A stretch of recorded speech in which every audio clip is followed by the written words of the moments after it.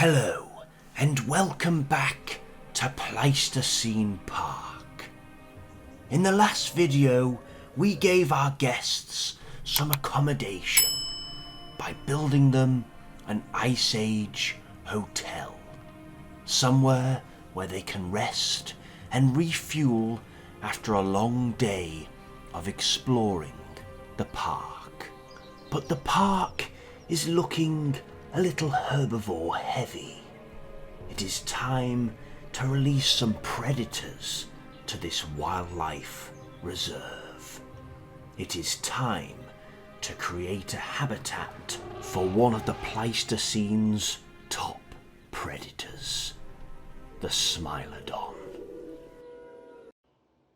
And here it is, Smilodon, the most famous of all the big extinct cats. Look at this beautiful design that Prehistoric Kingdom have made. This is an absolutely beautiful cat. Look at how stocky and how muscular this animal is. And I must say, this is one of my favourite skins, this one. There's 3 different skins to choose from. I just love the patterns on the fur. It looks like, it reminds me of a clouded leopard, something like that. But this is actually one of the smaller species of the Smilodon. Over here we have the classic Smilodon. Look at that, you can see the difference in the size there. When I go back, see the human go big and small. So this one is the largest, and you can look at the size of the muscles in the forearms there, in the front legs. You certainly wouldn't want to get pounced by this animal. And this is a classic one. When you look at the skins there, this is the last one. Just a very a blackish colour with a bit of brown underneath. A bit like a panther, a bit like a black panther. But I think we're going to go for the middle skin. Just because this one really does remind me of when you think of a Smilodon. This is the classic look of one of those, and I think as well this would be a good camouflage for the snow and in the trees, break up his silhouette a little bit. So I think we're going to go with this skin for our wildlife reserve. So let's get to it. Okay, let's begin. I'm excited for this one. I've been waiting to do this one for a very long time now. The first thing is trying to figure out where to start the build. I was wondering for ages where to start. Where would the Smilodon suit? This park is very big, and I don't want to put it too close to where all the herbivores would be eating. I just don't think that would work. I think they'd be quite far away from the prey, and they would come out and come to hunt maybe at night. So what I'm going to have here is a canyon curving round, and then we're going to have the entrance to their cave, to their lair. So what I've done first is carved it out with the terrain tools, and then start putting in the rocks later, the finer details. So I want this to go up a bit steep, like a nice curved steep bit that curves up, go through the canyon, and then and you can see that I'm just putting in the trail of where they would have walked a lot going down to the river to drink. So yeah, it'll curve round there, and then it will be their lair, the entrance to their lair. And at the front of this canyon, what I want to do is have a mammoth graveyard. So I'm getting a lot of ideas from the Lion King here. The elephant graveyard that's in the Lion King. I want to have a mammoth graveyard here, maybe where some mammoths have wandered a bit too close to the territory of the Sabertooths and have been brought down. So outside of the front here will be a load of bones and mammoth skulls, and I'm going to attempt to make a mammoth skeleton as well, that they have fed off in the past. And we'll also put some bones just outside the entrance of their cave. I don't think there'd be a mammoth skeleton there, because I don't think they'd be able to drag a mammoth carcass all the way up to their lair. So I think it makes more sense for maybe some smaller animals, maybe I don't know, some deer or something like that. So we'll put some bones there that, you know, suit an animal that they could drag back. I'm sure they will be able to drag some animals back, maybe a baby mammoth possibly, because they are very strong. When you look at how muscular built these animals are, they're very, very stocky. A lot more stockier than lions, and they're about the same size as a tiger, as a Siberian tiger, which is the largest cat on the planet today. So these really are very powerful and very large cats, and you certainly won't want to run into one of these if they're around today, because not only are they big and strong, they've got those huge saber-tooth canines at the front of their mouths, which are just absolutely enormous. They're that big they can't even fit inside the mouth. They actually droop out of the mouth, which is just incredible design that nature has created here, how they've evolved to have such big teeth. So yeah, you can see that canyon's coming on, and over here what we're going to have in this section here, I'm just putting it up a bit taller because this is where the guests are going to be able to look down into this canyon and get a good look at the entrance of the cave, and hopefully get a glimpse of the Smilodon either leaving the cave or going back into the cave. But I imagine maybe they might only come out in the evening hours, or maybe in the night time. But it is possible that they might come out in the day as well. You know, lions are out in the day, and they also do come out at night. So lions are nocturnal. They'll hunt at night and they'll hunt in the day. So maybe Smilodon could be very similar. You might see them at any time of the day or night, who knows. So you can see that I'm just putting in the path. So this is where they can look down. We'll just put a fence there to make sure the guests, you know, don't fall off. That's the last thing we want, the guests falling into this pit with a load of saber-tooth. And you can see that I've put them in just to get an idea of how big they are. I always do this when I'm building something because I want to get an idea of how large I need to make the enclosure. Sometimes you can think you're building something very big, or the opposite way around, you build something and actually it's too small. You put the animal in and you think, oh, I should have made this bigger, or I should have made this smaller. So it's always handy just to put the animals in first, just to give you a better idea. And you can see we have 9 individuals. We don't just have 1 or 2, because it is believed that saber-tooths, Smilodon, hunted in in prides. So very much like modern day lions do today, which I think makes them even more scary because they're not solitary like tigers. And remember, these things are about the size of Siberian tigers today. So imagine a pride of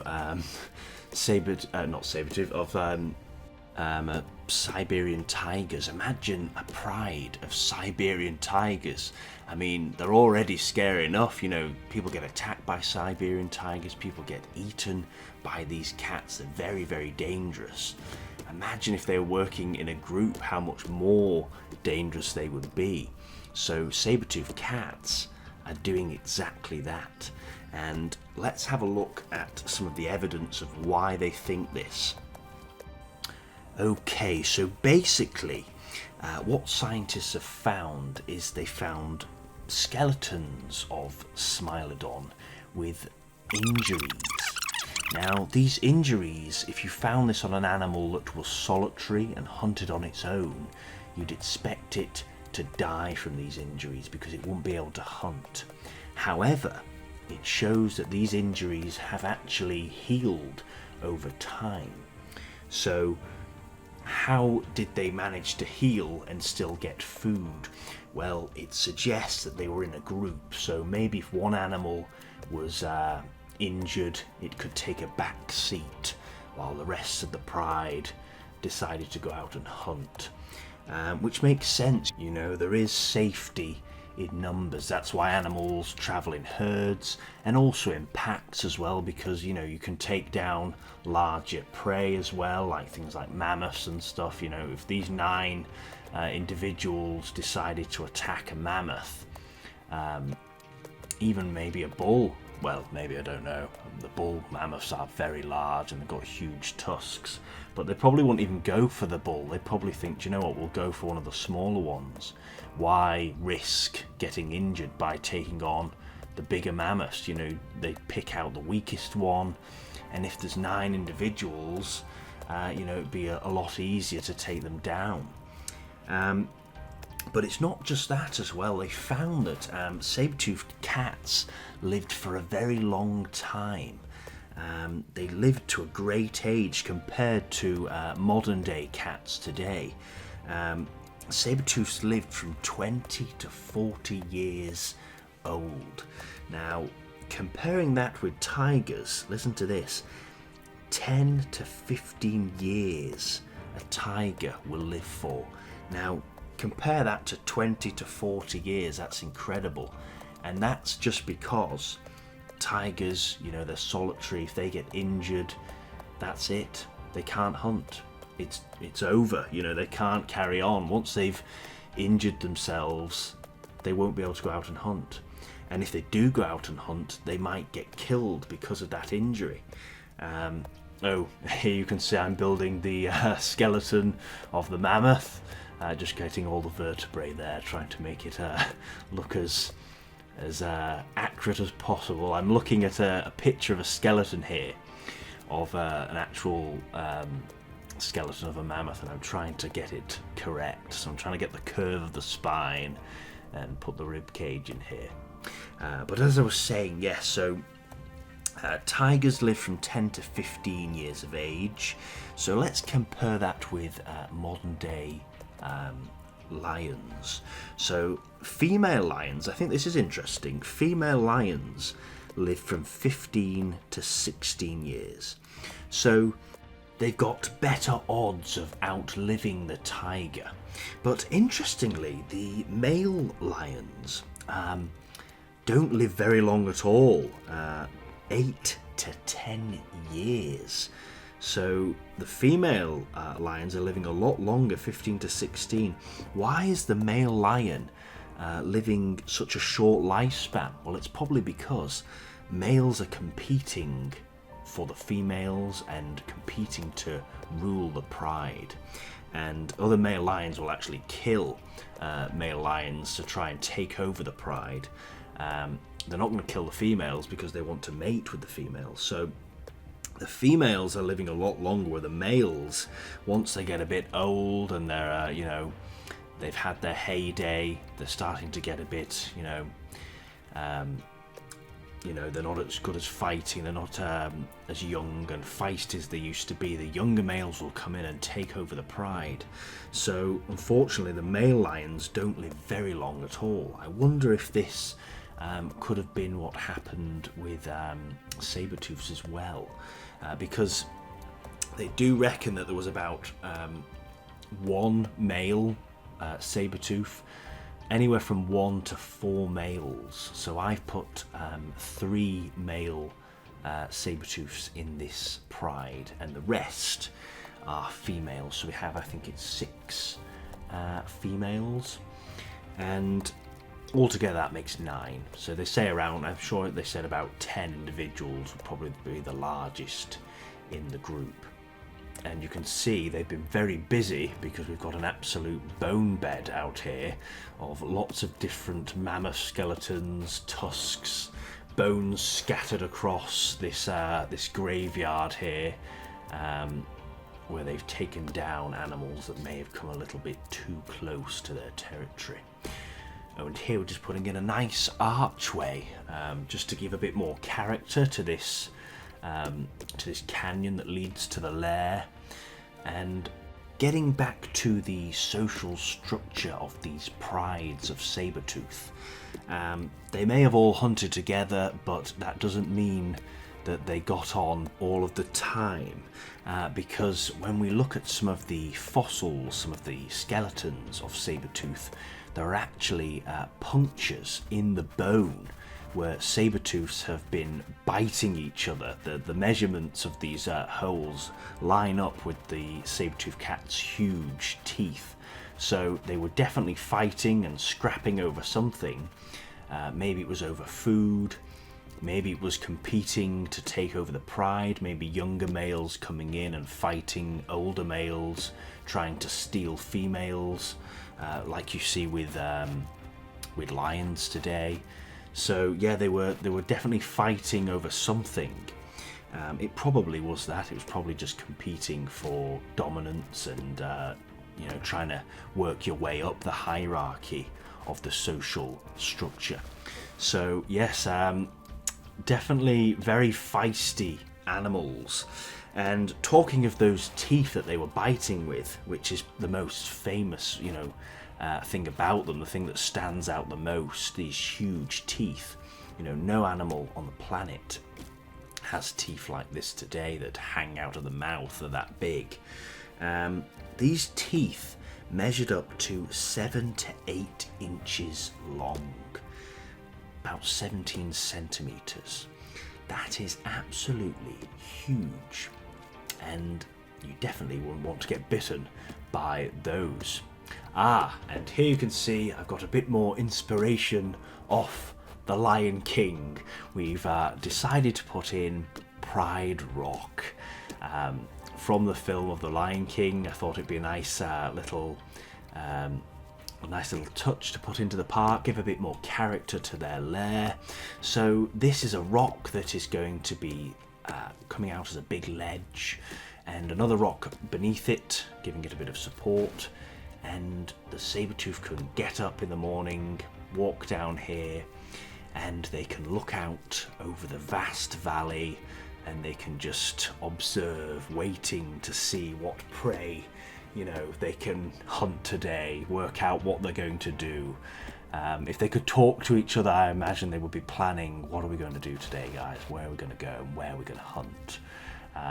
So yes, I thought that would be a nice touch, just putting Pride Rock in there, and I think it looks rather nice.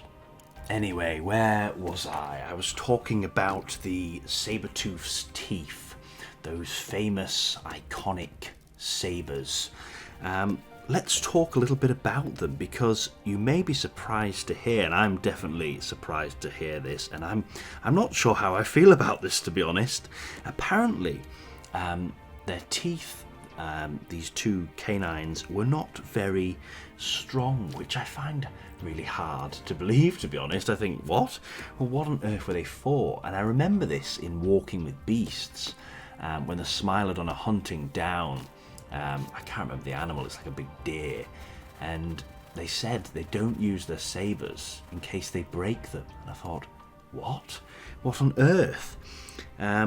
But yes, scientists have done studies on the bite force of saber-toothed cats, the Smilodon, and they found that their bite force was only 1/3 as strong as a lion's. So that is quite, hard to believe. You'd think that they would be stronger. But yes, and it says their teeth will not be used to bite into bone because they were too brittle and they could have broken. Instead, they would have been used to stab quickly into the prey's windpipe. But it wouldn't have been used as a slow, suffocating bite that you see with lions. So when you see a lion clinging on to its prey, and it'll hang on to it.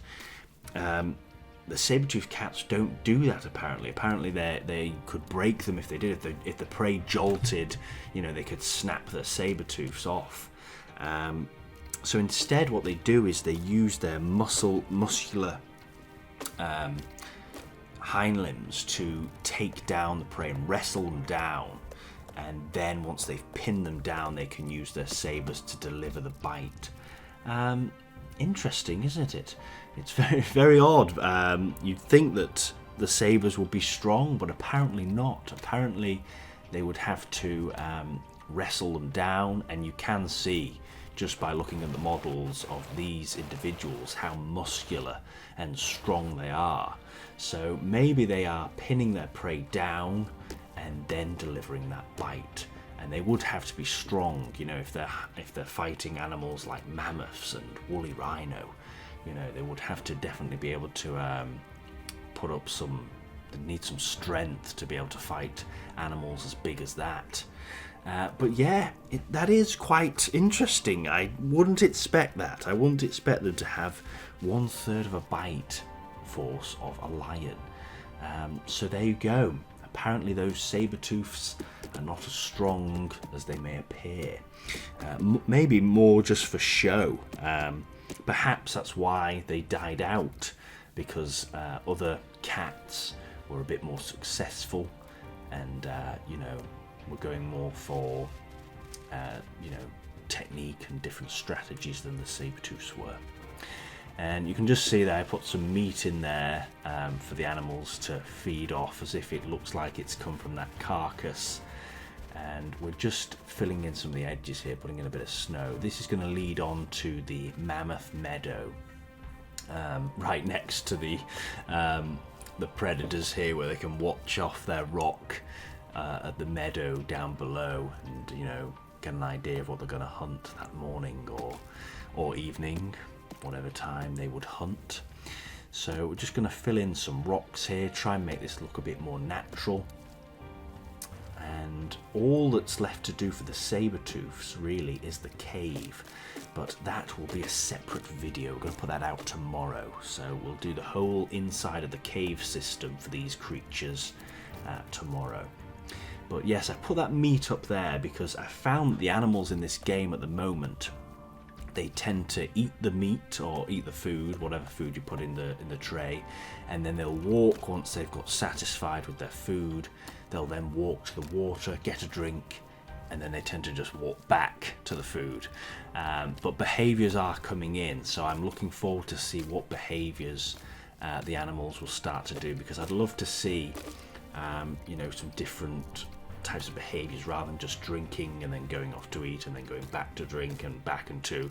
That's all they seem to do at the moment, just walk around. I'd love them to maybe go up to trees and, you know, have a scratch on the tree, interact with other animals, you know, hunting. That would be really interesting to see. And I don't know, maybe just patrolling territory, you know, making an actual territory. You see this in Jurassic World, they make a territory, but actually patrolling it round would be quite interesting. Do you know what would be really good? If the saber-tooth would, like, scent mark, you know, go up to the territory and spray their scent on certain areas of the, you know, go up to a rock, this is where our territory ends, scent mark it, you know, and other animals could come up, you know, smell for different scents and stuff like that. I think that'd be quite a cool, interesting behaviour, because that is definitely what they would do. Animals like that do that today. They scent mark to basically mark their territory. This is our territory, and it's basically just a warning to other animals: stay away. You know, we live here.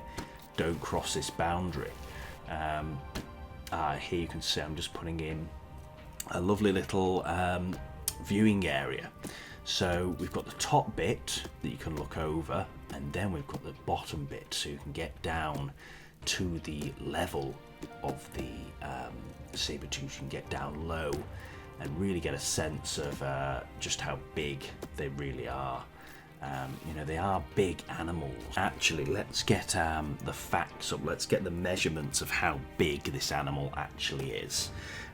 So we're talking 1.8 meters long, about 6 feet from nose to tail, 3 feet tall at the shoulder, and then the weight of this animal is 160 to 280 kilograms, which is about 350 to 620 pounds. So we're talking just over 1/4 of a ton. Now that's big when you think this is a cat. Very, very big. I know we've talked massive measurements with the other animals on this game. The dinosaurs are absolutely huge. But you can't, you know, you can't knock it. This animal is big.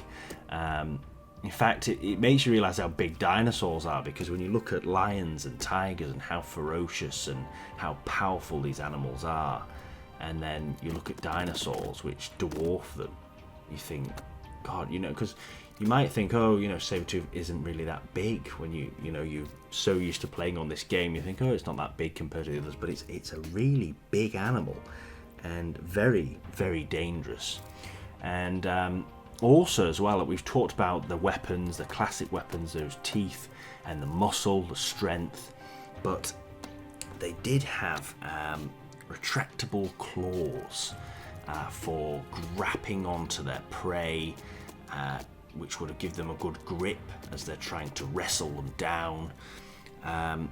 So those claws as well, you know, you wouldn't want to be scratched by those. It's not just the teeth and the muscle, it's those, and think of the weight as well when they grip onto their prey. If they climbed up on top of it, if there was a few of them, if you say you get 3 of them climbing onto the animal, that's nearly, you know, 3/4 of a ton. If you get 4 on there, that's a ton of weight on top of the animal. If they were on top of a mammoth or something like that, that animal is going to feel that weight, and it's going to be very hard to shake them off. You know, those claws are very good for gripping, and yes, they are very formidable predators. And here you can see I've changed my mind. I thought, you know what, the cave looks a little bit too small there. You can barely see it, and I do want it to stand out. I want the guests to see, oh, there's the cave, and you can see this other entrance to the cave. That's going to be where the guests will walk in, and they will be able to walk inside the cave, but they'll be on a separate area where they can look in to the Sabertooths in their lair and get a really good view of what they get up to inside the cave. And we'll just finish off this area with a few rocks to finish off that cliff, and place a few trees in there just to make it look nice and natural. So all we've got to build them now is a cave system, somewhere for them to take shelter, to get away from that cold Ice Age weather, and we'll be building that tomorrow. So the cave video for the Sabertooth cats will be out tomorrow. But I'm quite pleased with the outside territory for them, and they are allowed to leave this area. They can go wherever they want. They can go and explore the rest of the reserve, and maybe, I don't know, maybe start hunting some of the animals in the reserve and keeping those herbivore populations in check. So I think we will leave it there. So there we have it. The habitat for the Smilodon is finally complete. This Pleistocene ecosystem is starting to take shape. If you like the video, please give us a like. And if you've got any more ideas, please do share them in the comments down below. We'll go through some of those in tomorrow's video, I think. We haven't had time to go over the comments in this video. We've been going over all the Sabertooth cat facts. But yes, please do share your comments down below of what you think we can add in. And don't forget to subscribe so you don't miss what happens in Pleistocene Park next. But until then, I will leave you with some cinematic shots of the Sabertooth enjoying their new home.